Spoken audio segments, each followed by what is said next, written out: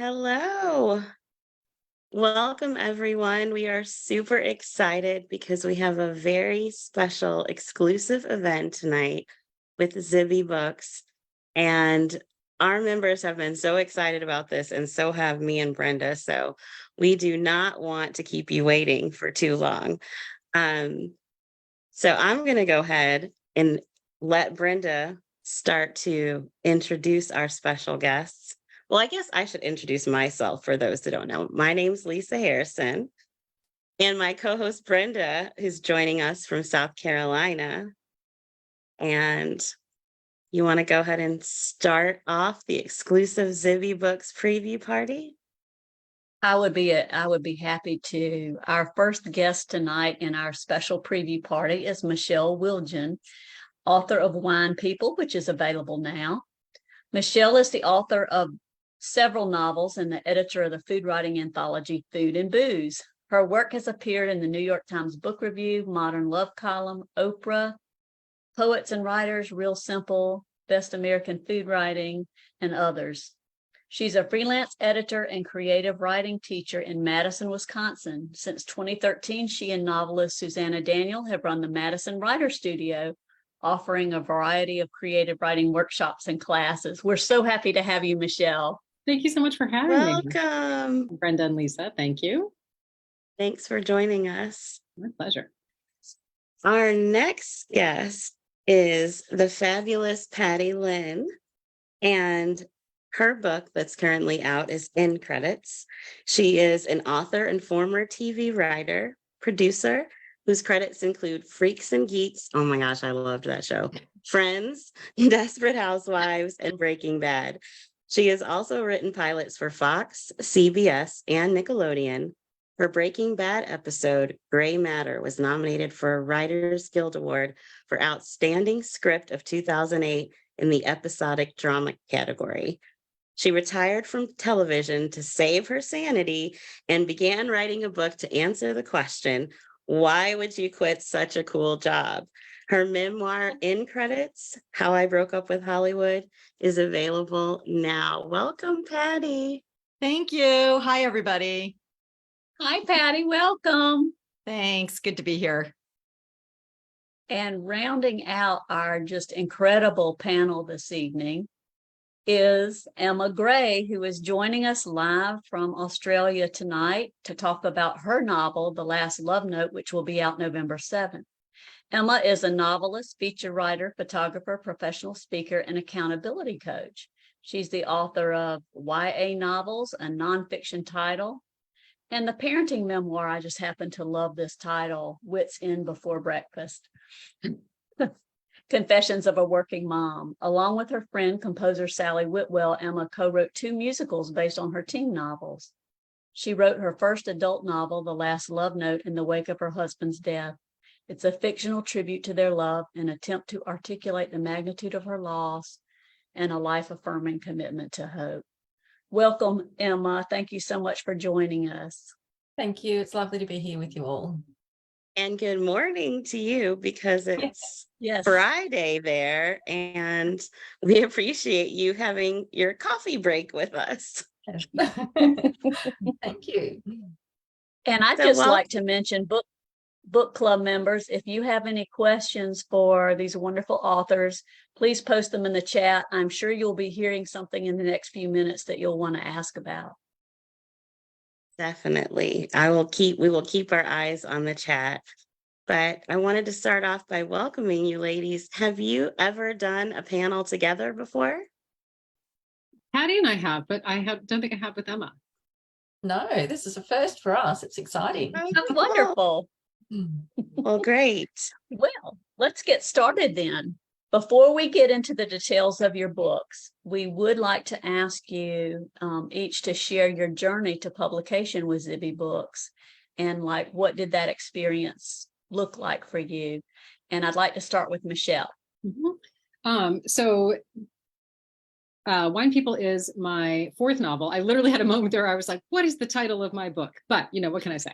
We all have those moments. Anyway, it is my fourth novel. And I knew Lee Newman, who was the one that Zibby started the press with, because I had edited her work many years ago. And when my agent and I heard that she was looking for books by women about female characters with a strong sense of place and a really, good story, we thought, well, maybe we should send to her. And so we did. And then I was really delighted to find we were a match after all. So it was fairly straightforward in the beginning.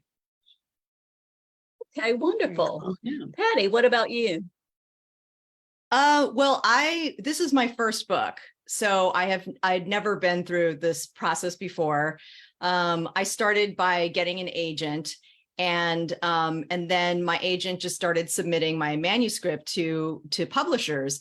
And when he told me about Zibby Books, I didn't know anything about it. It was a brand new company. They hadn't started publishing yet. But when he described what Zibby Books was about and their mission statement of bringing, creating a community of authors and readers and really putting the focus on the author through the whole process, I just thought, this sounds like a writer's utopia.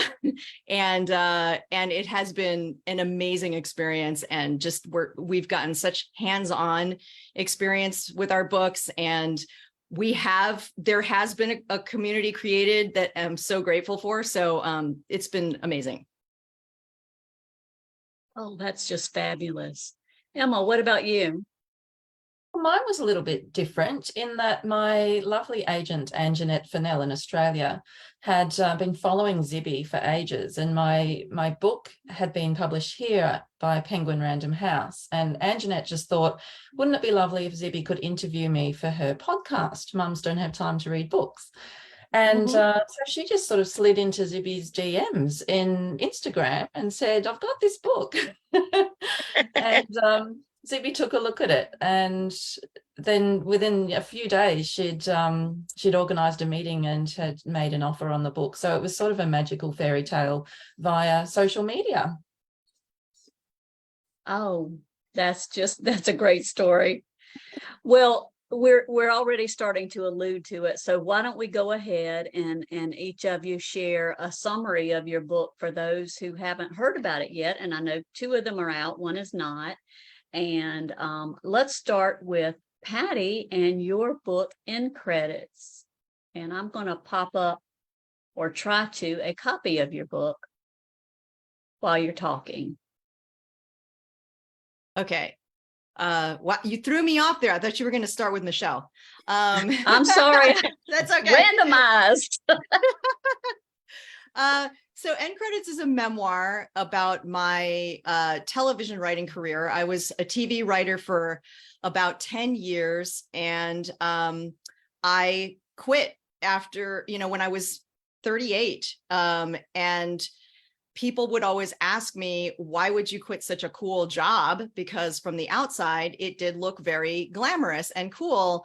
And I always found it difficult to answer that question quickly. And so this book is kind of like the long answer to that question. And, and it just sort of peels back the curtain and shows what it's really like to work in those jobs, and the sort of, the long hours and the politics and the toxic workplace culture, and how that took a toll on my mental and physical health and my relationships. Wow. Oh, that's great. It has an awesome cover too, by the way. I mean, I know that's a serious topic, but it's really striking cover. Thank you. All right, let's do Emma next with The Last Love Note. Yes. And I will pop up what I believe is the US version. Let me get my share screen back. Yes, I as the ladies were mentioning in the opening, I lost my husband Jeff in 2016, and I knew that I was going to have to, as a writer, process this loss through words. And I wrote a lot of articles and a lot of nonfiction sort of memoir type stuff but none of it was long enough. I needed more than 800 words to say what I was feeling. So I started writing a novel. And I think that was a great decision because it meant that I could take my own experience of loss, but turn it into a fictional story and explore it that way. And I've been a romantic ever since the, Anne of Green Gables days as a 14-year-old. And so it then turned into a story of new love as well. So it's really two stories in one: the story of a woman who has lost her husband and is processing her grief while she's falling in love with someone else. And if only I could say that part was based on reality. It's not yet, but it was a lovely way to turn this sort of very deep and very serious topic into something that was also light and hopeful and humorous. So it's a romantic comedy as well. Oh, cannot wait to read that one. And All you right, have a lot of next. comments in the chat for you, Emma, saying they're sorry for your loss, but look forward to reading your Yes. book. Oh, thanks. We everyone. are very sorry for your Thank loss. you. That's got to be, that's a difficult time. And Yes. we Thank you very appreciate you much. sharing your life with us. Oh, thank Michelle, you. could you? Oh, thank you. Michelle, would you like to share your summary of Wine People? Absolutely. So Wine People is about two women in working in a boutique wine importing business in New York City in the early aughts. One of them is born into this world. She's the daughter of growers who supply fruit for some of the most prestigious US winemakers in Sonoma. And the other one kind of clawed her way into the business, coming through the restaurant business first. And so when we meet them, one of them feels totally comfortable in it, and the other one is doing everything she can to make sure that she can make a place for herself. And because they're two of the only women at their company, when a succession drama sort of starts to engulf them all right away, they have to decide, can they be just still, rivals who keep each other at arm's length? Should they become reluctant allies, or maybe should they become real friends and even business partners? I was really interested in the wine business because it is as glamorous as it seems in some way. You really do travel all these wonderful places, and the book goes from France to Italy to Germany to California. But it's also incredibly difficult and demanding, and it asks a lot, both physically and intellectually, of all the people who are in it. And so I wanted to write about their ambition. I wanted to write about a really transformative friendship and relationship that isn't always easy. And, how these two women can figure out, like, how do they make themselves into the people they're trying to be? And can they do it together, or do they have to find their own paths? Oh, that's awesome. These books are so wonderful in so many different ways from each other. It's just neat to hear about them. Thank you. Lisa, you had a Definitely. question next, I think, didn't you? Yes, I do want to give a shout out to Zibby Owens because she is watching and she's commenting in the chat. But we Hi, also Zibby. have an advanced question from Zibby that she sent to us. So she would like to know, regarding your book, what do you hope the main takeaway is for readers? And how do you think it will change their lives? Because her comment is, it will change their lives. And this time we will start with Emma. Hi, Zibby. Nice to see you. Or can't see you, but can hear of your presence. I think the main takeaway with the last love note is that we can get through enormously challenging, difficult, emotional things, and we can still look for the light in life. And really, this entire publication story for me is part of that. Zibby and the team there are providing some light in my life, and it's giving me an opportunity to meet new people, to come on calls like this, and to travel, and just to explore my creativity. And I think no matter what we go through, we each will struggle with various things, but there's always some light to chase and to look for. And I hope that that's what people will take away from the last love note. Oh, wow. Thank you. And Michelle, would you like to go next? Sure.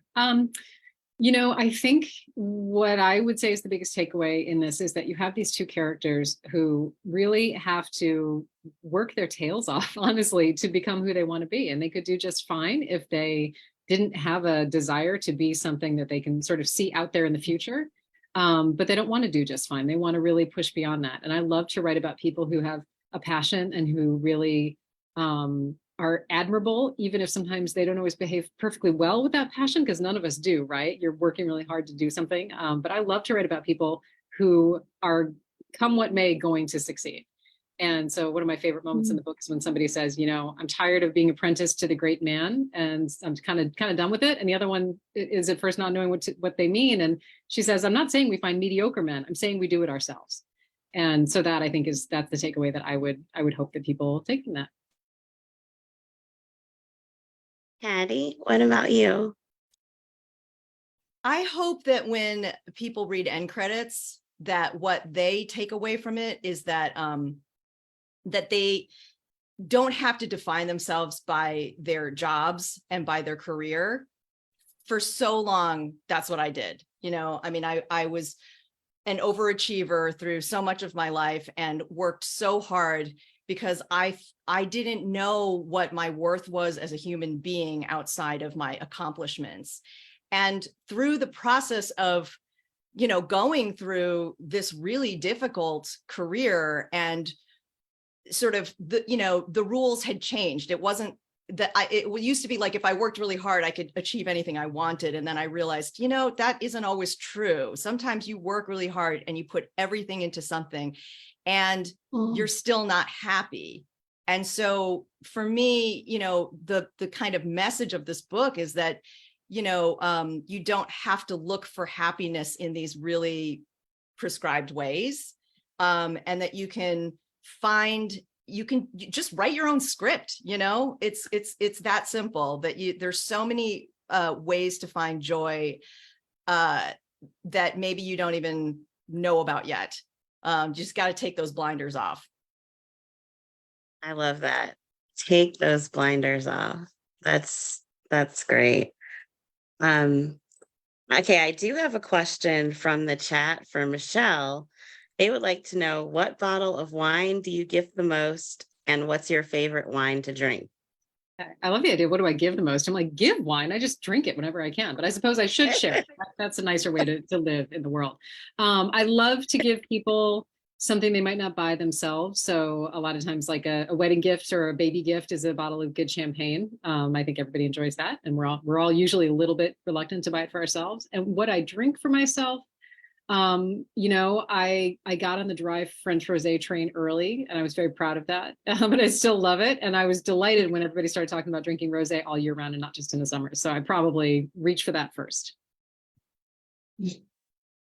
Great. I like rosé as well. We have, oh gosh, there's so many comments. Zibby says, don't say anything mean about her, which we never would. Not gonna happen. No. Okay, so we have a question about writing process. Oh, this is good. Okay, so this will be for all three of you. Can you tell us a little bit about your writing process, and did you learn anything about yourself while you were writing this book? And we will start with Patty this time. So my writing process for this book took many different forms, because I spent over 10 years writing this book. So my process wasn't the same all the way through. I'm sorry, my dog is barking. Love we can't hear it. But it happens. It wasn't like, yeah. So my writing process changed, over the 10 years that I was working on the book. And, at first, when I first quit television and I started writing this book, I didn't even know it was a book. I just was writing about my experiences to kind of work through them therapeutically for myself, because I knew that, the business had kind of killed my passion for writing, and I wanted to get that passion back. And I knew the only way to do it was to kind of go through it. So that my process of writing in the very beginning was very tough, because I had gotten to this point where I didn't even feel like writing anymore, because I'd been so beaten down by the business. So at that time, I was fairly disciplined about sitting down to write, but I had all of these practices set up to help myself go through that, and in a healthy way. So I would meditate before I would write. I would meditate after I would write. I would keep a journal, like a notebook on my desk while I was writing, and I would write down all the negative thoughts that were going through my head while I was writing, to just kind of get some distance from it. And that helped a lot, because then I could see that I didn't have to listen to these horrible things that were going through my head. So I did all of these sorts of practices, and I think that was really, really helpful. And I would, recommend that for anybody who's really struggling with sort of negativity and self-criticism while they're writing.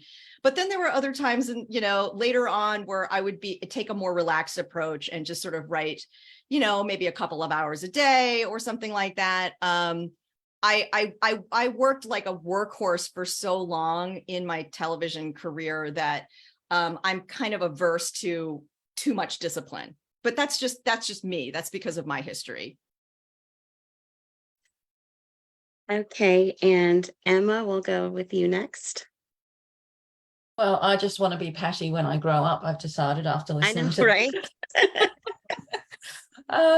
My approach is much more chaotic, I think. I regard myself as a binge writer. So I won't write for ages, and then suddenly I just will do nothing but write, and I'll be writing until 2 a.m. And it's a very unsustainable approach long term. Of course, the editing process is much more regimented, I suppose. But I also don't plot my novels at all. So I have a vague premise at the start. I knew that this woman had lost her husband and that she was going to fall in love again. But I almost didn't want to know anything else, because I wanted to discover it as I started writing. And it just feels like I'm watching a movie on a screen in front of me, and I'm just madly trying to capture the action and the dialogue and get that on the page for that first draft. I'll do things like I'll say that there's a big secret between 2 of the characters, but I don't know what that secret is, sort of almost until they discover it themselves. And I think that's what keeps it fun and interesting for me along the way. So bit of chaos and not enough meditation.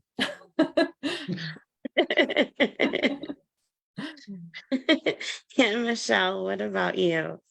Well, my process for this book was a little different, because it needed so much research before I could even start. I knew I wanted to write in the world of wine, but until I knew more about what that world looked like, I couldn't figure out yet, what would be a real problem for the characters, and what was success and what was failure in this world. So I just spent a lot of time talking to people and interviewing people until things began to come together.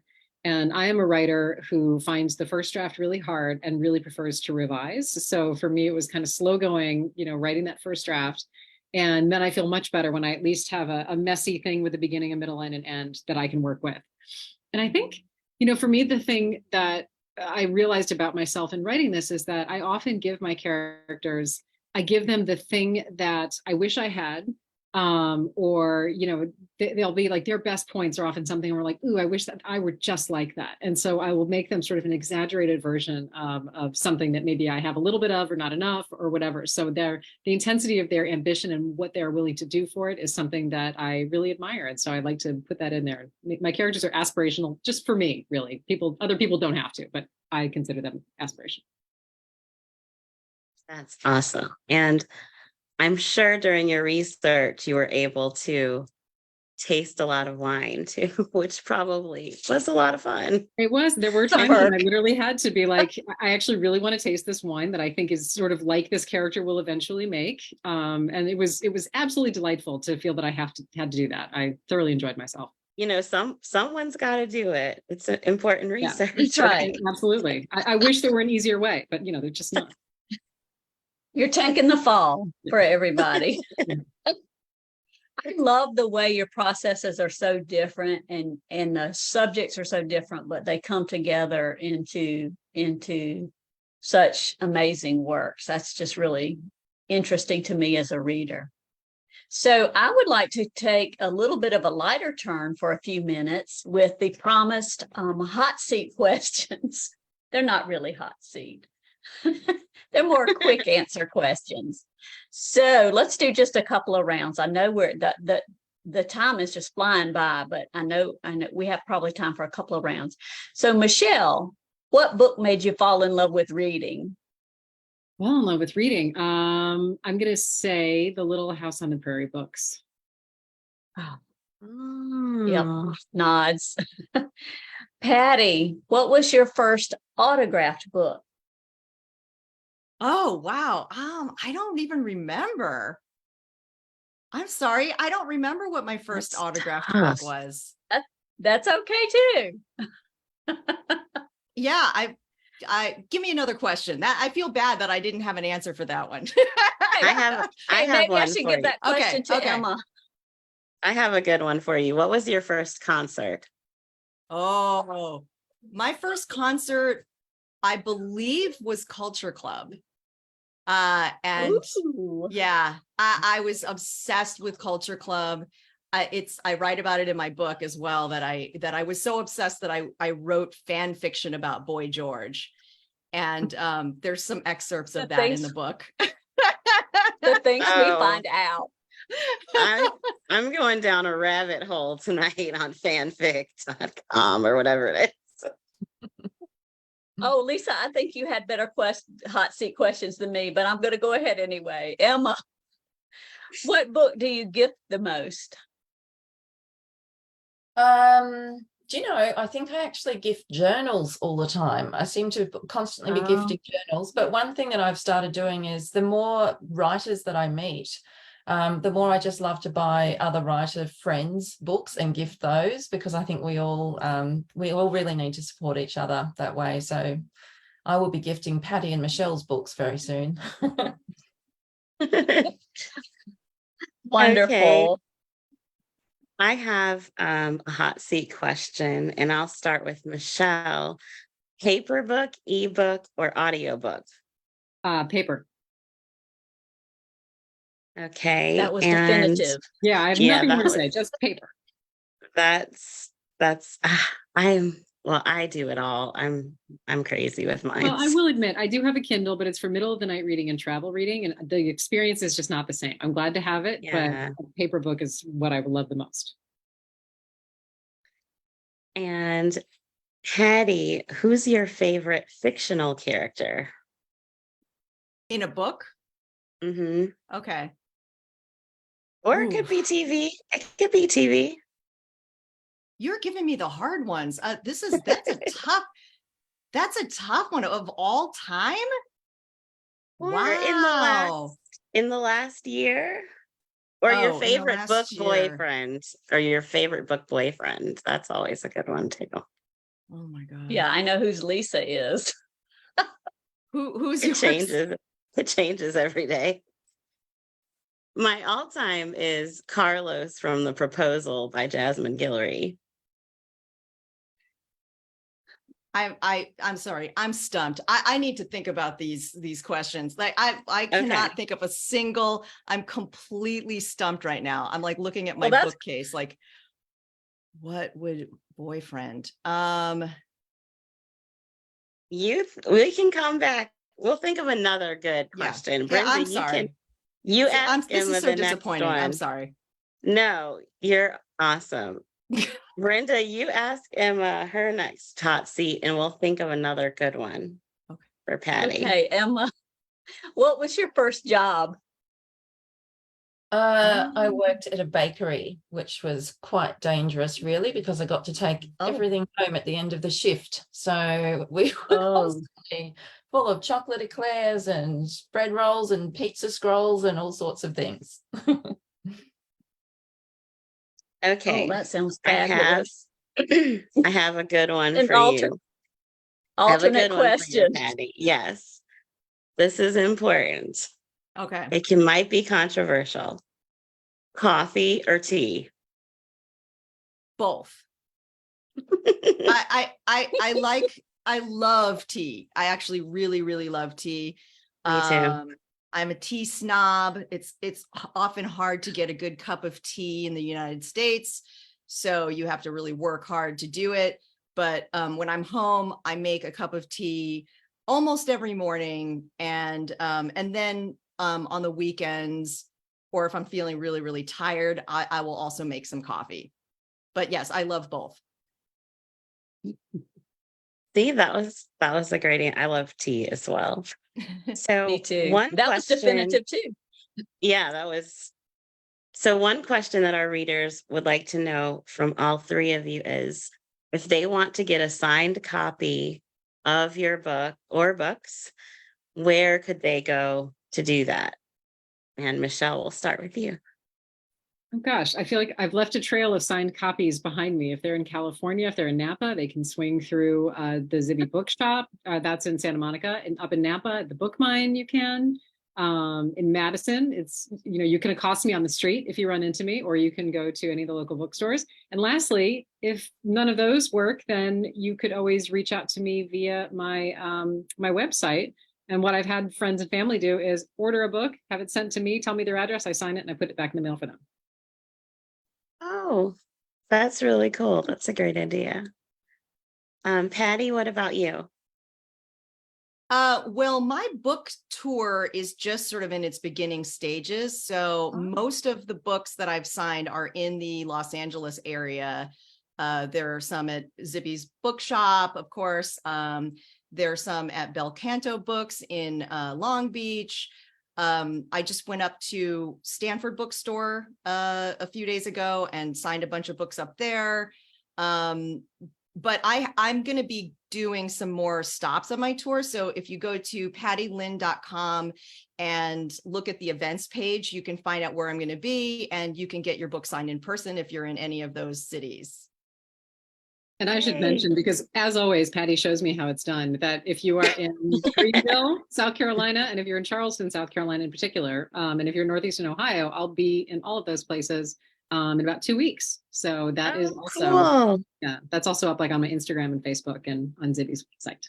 Yeah, and please Very come cool. to these events, because there's nothing worse than going to sign books and there are like two people there. So we want to see you. We want to see you come out and we can sign these things in person. It'll be fun. Yes, our members, we show up and show out. So we will definitely we have people all over the US. So we'll definitely have some members show up and give you some love. So Emma, I know it might be a little bit harder for us in the US to get a signed copy, but that does not mean it's impossible. So how can we get a signed copy from you? Well, I will be coming over there in November and December, so I'd love to meet you at the Yay. event. So just keep an eye on Zibby's social media for the book tour details. And yes, I'll come all the way from Australia, so it would be great to meet you at any of the bookstores that I'll be in there. Oh, that's really exciting. So I do want to mention that you can keep up with all of these ladies on their social media. You can sign up for the Zibby Media newsletter on zibbymedia.com, and that will kind of keep you up to date with all of Zibby's ventures, from her podcast and the bookstore and Zibby Books. So definitely sign up for the newsletter. It's great information. Brenda, I think you had a question. Yes, I wanted to introduce before the authors leave, I wanted to introduce Diana Tramontano, publicity manager for Zibby Books, so that she can come on and ask a question of the authors before they have to go. Hi, welcome, Hi, Diana. Hi, thank you so much for having me and our authors. Thanks for joining us. Awesome. So I guess Emma, Patty, and Michelle, if you had any advice for aspiring authors and writers, what would it be? Ooh. Well, Okay. my advice would be that we just need to hold the course through that first draft, because all of us, whether we've written no books yet or several books, sit down and start writing a new book and look at what we've written and think, I seem to have forgotten how to write. What is this that I'm writing? And so it's a matter of just trying to get through that first draft. I think it was Michelle who said that she likes to have the words on the page and then rewrite and edit. And I think that's the key, is just to remember that all of us feel like we don't know what we're doing. And that's just part of what it's like. So just give it a go and keep going. Very cool. Michelle? I would say, kind of along the same lines as what Emma is saying, is that it is so overwhelming to feel like I'm sitting down to write a novel or a memoir or whatever, that you're not. You're sitting down to write a specific scene that has specific goals on that particular day. And, writing is all about getting over the roadblocks we put in our own way. And so sometimes that's what you have to do to manage that. So you don't have to write the whole book in one day. You just have to write that one scene. That's great. Patty? I love all that. There's so many different things going through my head. I mean, there's so many different pieces of advice, but what's coming to me right now is just try to enjoy the process of writing, because that's all you have, really, right? Like that's all you can control in the moment, is the process of writing it. And because I'm somebody who has been in the place of writing something and just hating it, hating every second of it. And it's like, why put yourself through that? So try to find the enjoyment in it, the enjoyment of just your craft, and forget about the results, forget about what other people are going to think. Forget about put all of that, aside as much as you can, and just enjoy the process of putting the words down. Oh, That that's is awesome. Yeah, that's all great advice. Emma, Michelle, Patty, we want to thank you so much for joining us tonight. Each one of you, you're so inspiring, and your books are, it's just so exciting to see wonderful, strong women doing well in their craft. And we totally love it. And thank you so much for joining us. Thank you for having us. This is a lot of fun. Thank you. Thanks This has so been really much. fun. Yeah, it's a delight. Thank you. Thank you. Take care. We look forward to your tours. Okay. Yes. Yes. Bye-bye. Bye. Bye. Oh, they're so awesome. I feel like we could I have talked know. all night long. Well, it did fly by. I mean, all of a sudden it was 7:55, and I know. it It's was like whoa. that. So, Diana, before you kick off the sneak peek, can you tell us a little bit about what your job entails as a publicity manager for Zibby Books? Yeah, so I get to spend a lot of time with the authors, which is really why I wanted to do publicity. That's, of course, my favorite part.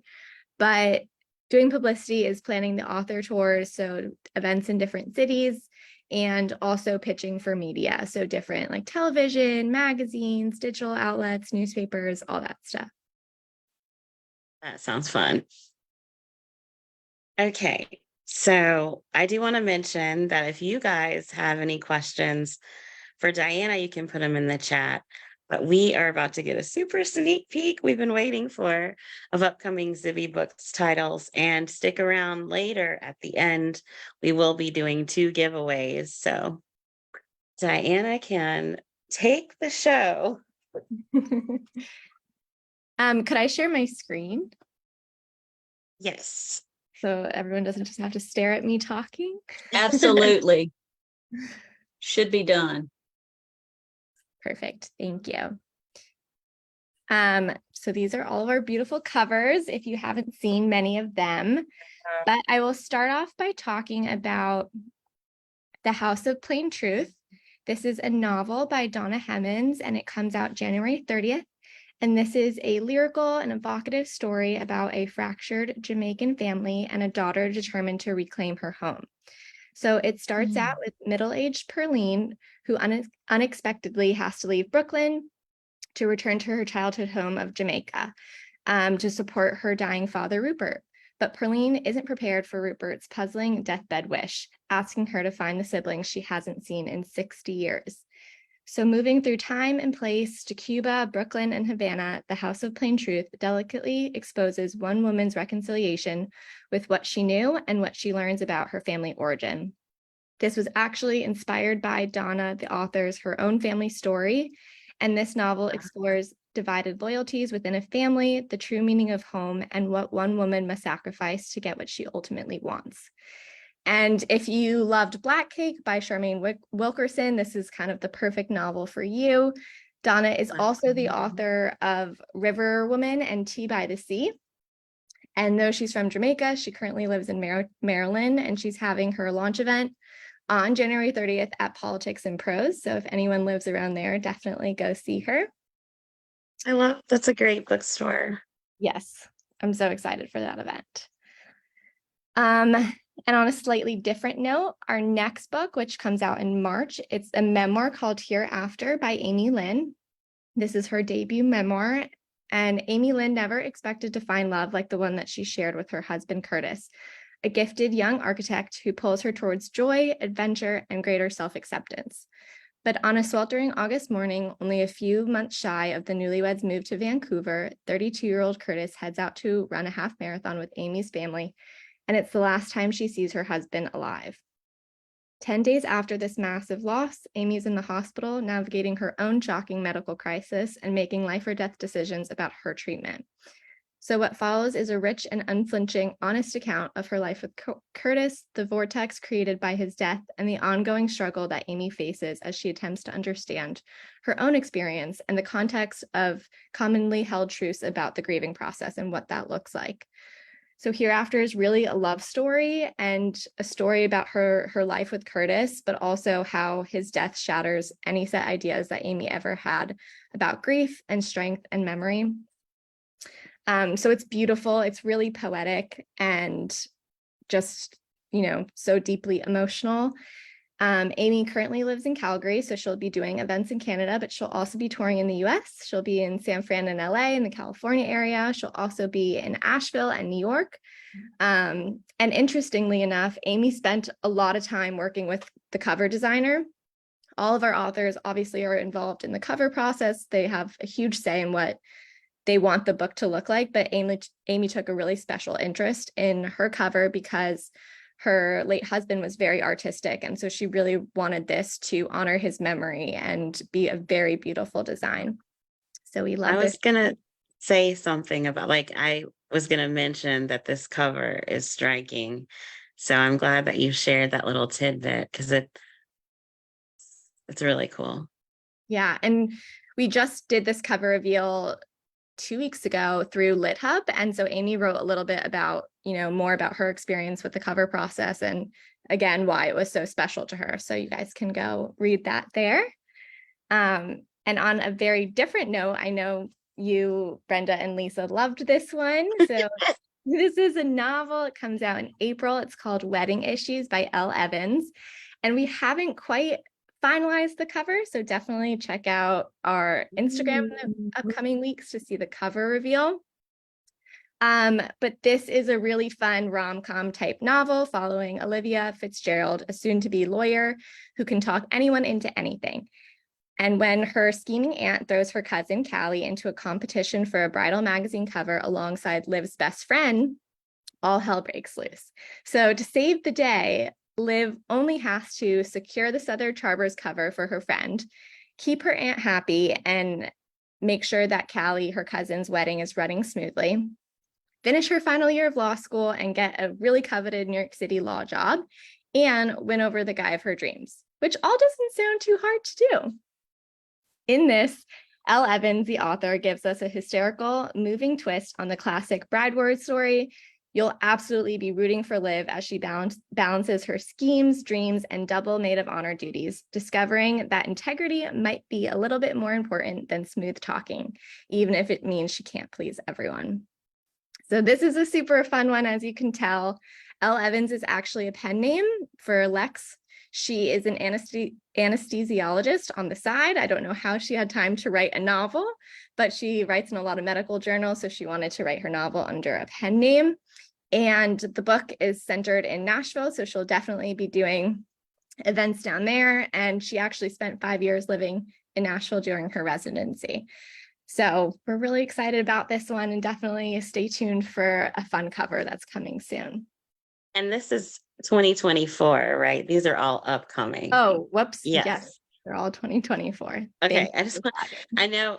I wanted to just make that clear in the chat because someone said, "Oh, I can get it," and it's like, no. All right, these are all 2024. Yes. And then our next novel is called I Want You Ooh. More by Swan Huntley. And this is following a ghostwriter and a celebrity chef. So when Zara Pines is reeling from the death of her domineering father, she accepts a ghostwriting gig for celebrity chef Jane Bailey. Jane, star of a thrifty and wildly popular cooking show, invites Zara to live in her East Hampton estate for the summer, which sounds pretty fun to me. And Jane actually insists. This way, they can truly get to know each other. As Zara starts to fall for Jane romantically, Jane sawds off her curated personality she maintains for the media. Zara spends all of her time in Jane's estate, shadowing Jane's life, even wearing Jane's clothes.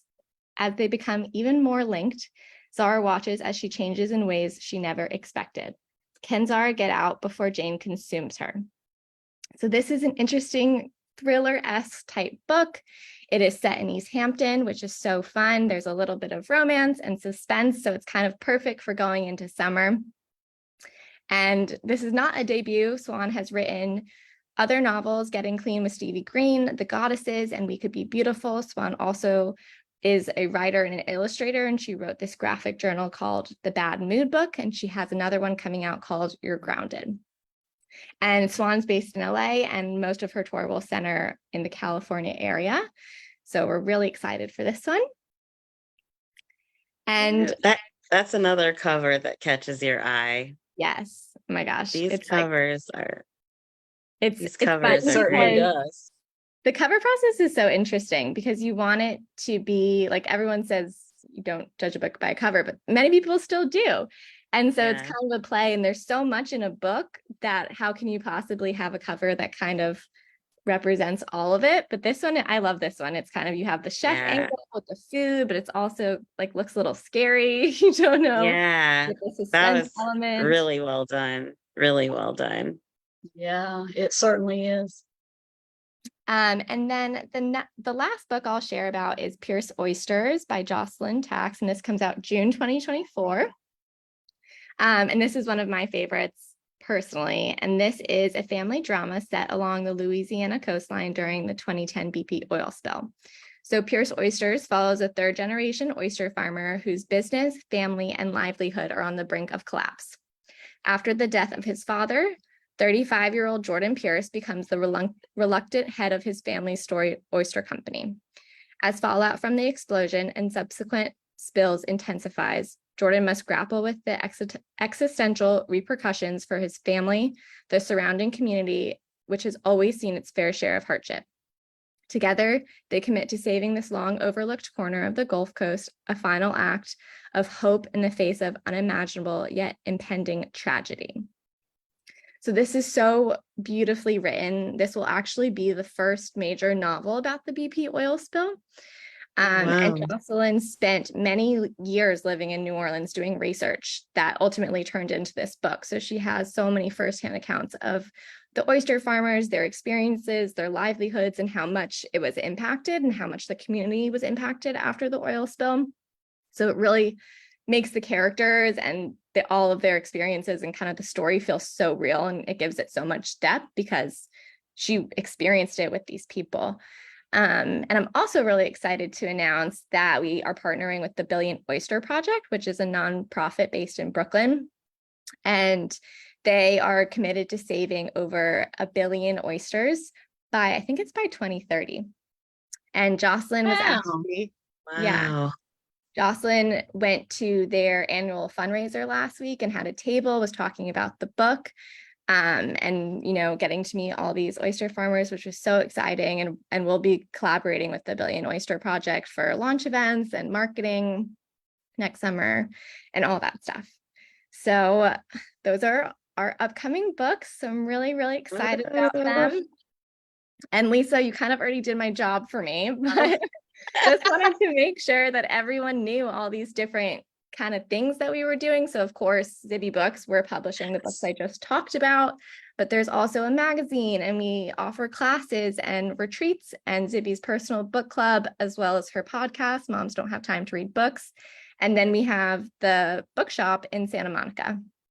So if any of these are interesting to you guys, definitely check them out. You can find us, again, Lisa already helped me out here, but at Zibby Media, also at Zibby Books. And then all of this stuff is on our website, which is zibbymedia.com. And you can sign up for our newsletter, so you'll get weekly updates on all the fun things that we're doing. And Brenda and I can speak from experience. If you have the opportunity to do a Zibby retreat, you want to. We went to the one in Charleston, and it was so much fun. We still talk about it. We still talk about one of the restaurants that we ate at. It was just fabulous. Fabulous. I'm so happy to hear that. I was speaking to Grasa, who's our head of retreats, and I told her I was doing this tonight, and she was like, "Oh my gosh, that's so fun! I had the best time with them in Charleston." So we love Grasa. She's we did great. too. So yes, and Zibby classes, I want to say check that out too. There's lots of, I looked for myself as well, but they also have some of the 1-day workshops if you don't have time to do a whole course. So Yeah, check out all the things that Zibby's doing, because she's a powerhouse. So definitely check it out. Diana, thank you for joining us and sharing. Our members are excited. They got an exclusive and a sneak peek. And we're thank you just so much for grateful. having me. Of course. This has been such a fun night. It has just flown by, and I'm excited about all the books, and the covers are just phenomenal on all of them. That just struck me as you were going through each one, how appropriate and amazing they were. Oh, thank you. One of the big comments in the chat is everyone's talking about how their TBR list has just grown, and they added all these books to their TBR. So I mean, we're I'm all happy to hear excited that, for but these. it is a relatable problem. I have piles and piles of books. Yes, absolutely. I think all of our members are making that observation. So sorry, we just added to your troubles. We're your book pushers. That's right. That's our new title. I'm sorry. We will get serious. Okay. Diana, thank you so much. It has been a pleasure to have you and the wonderful authors tonight. Thank you so much for spending part of your evening with us. Oh, thank you. This has been so much fun. Thank you. Take care. Good night. Bye. I'm just Zibby books. I felt kind of speechless looking at some of the, when swans, I don't think we saw a swan when Diana showed us. That was that one kind of took my breath away with the juicy peach, but it was like, but it was creepy. Also, creepy too, scary. Yeah, I had the same reaction. That was just, my witchy heart was all over that one. Like, that was just fabulous. So we do have 2 giveaways. Actually, we have 3, but we're going to do 2 tonight live for our live viewers. And then we will do 1 on the page. We will post that tomorrow, I think, Brenda. Yeah. Sounds good. Well, we'll post it when we no, just kidding. We will post it on the book club Facebook page. So, because End Credits by Patty Lynn is available now, and so is Wine People by Michelle Wildgen. We're going to go ahead and give those two books away tonight. So, do you want to tell them how they can enter, Brenda? I will be happy to do the honors. And this giveaway is, again, as Lisa said, for a copy of Wine People and a copy of End Credits. So what we'd like you to do is in the comments, type in the Zibby book title you're most looking forward to of those you've heard tonight. And we will randomly pick two winners, and one will win Wine People and the other will win Credits. So good luck and get started. Good luck and go. And I will give a stop time when we'll say, okay, stop. So while they are doing that, do you want to go ahead and give everybody a little update of some of our upcoming events for book club? Sure, I'd be happy to. We have so much going on. It's just been crazy. But I did want to mention, I didn't want to end the evening without mentioning our reading challenge on the book club page managed by our awesome Anissa Armstrong. There are a few days left in September for our September prompt, which is to read a Jane Austen retelling. And we're looking forward to October, where you will read a bewitching book. This is in parentheses for Lisa. It's because my she's season, so fond. folks. It's my season. She's so fond of witchy books. But anyway, that's where we are on our reading challenge. We have some great events coming up. On October 16th, we will be talking with Brady Godfrey about her amazing book, The Followers. That cover is just unbelievable as well. Then in November, on November 20th, we will talk with the amazing Mary Kay Andrews about her Christmas novel, Bright Lights Big Christmas, that just came out.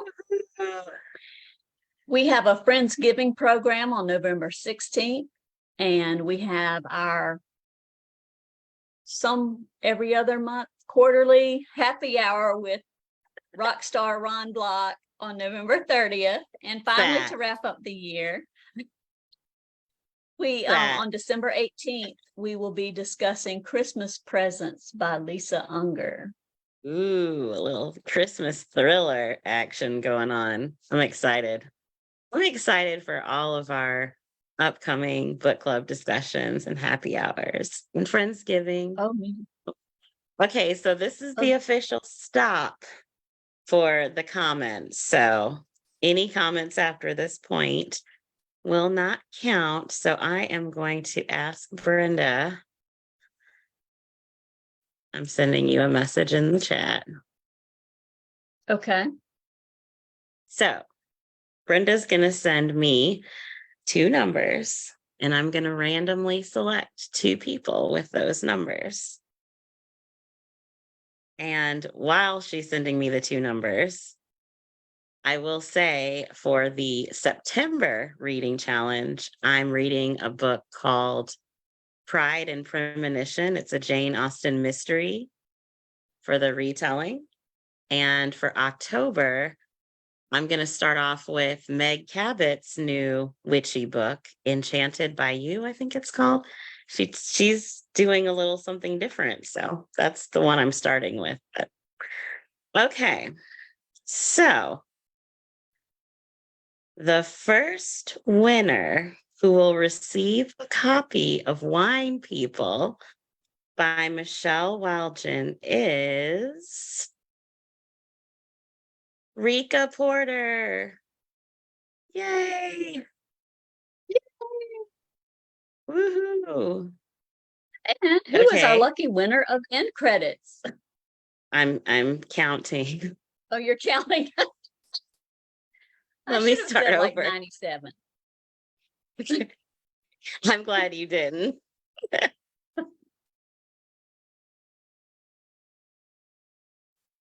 He's still counting. Well, in the meantime, I'll share my Jane Austen retelling. It's actually the Jane Austen book club, and I'm most of the way through it now, really enjoying it. We have a winner. Yay! Joyce Rabinowitz Lazarus. You've won a copy of End Credits. And that also happened to be the one that she said she was most excited about. So Really? Oh, that that's worked exciting. that worked out well. So Rika and Joyce, please send us a message. You can send a private message on Facebook, or if you have Instagram, you can send it to Lisa Gets Lit private DM or Brenda by the Book private DM, and we will get those books out to you. They'll actually come. Diana will send them to you. We'll get them over to her. And we will be giving a copy of Emma's book, The Last Love Note. Look out on the page because you guys can all enter to win that as well. We will do a giveaway of that book because that one doesn't come out till November 7th, but it is available for pre-order. So you can go ahead and jump on that. I think that concludes our super exclusive Zibby Books preview party. I think this was so much fun. What about you, Brenda? Oh, it was so much fun, and it just struck me as we were talking through those questions, just truly how powerful the stories that they were telling were. And it's just, I can't wait. I know they're so inspiring, and they're each of them are such strong, inspirational women that you just you cheer for. You want to know their story, and I feel inspired. That's my takeaway word from tonight. I just feel inspired, and I'm so thankful that they joined us. So we want to give a big thank you to Michelle Wildgen, Patty Lynn, Emma Gray, who joined us all the way from Australia when it's Friday morning there, our author of Future. And we And want don't to forget thank Diana Tramontano and Zibby Owens and the Zibby Books team for the opportunity to have this event. And we want to thank all of you for sticking with us and joining us. And have a good night. Happy reading. PB&J out.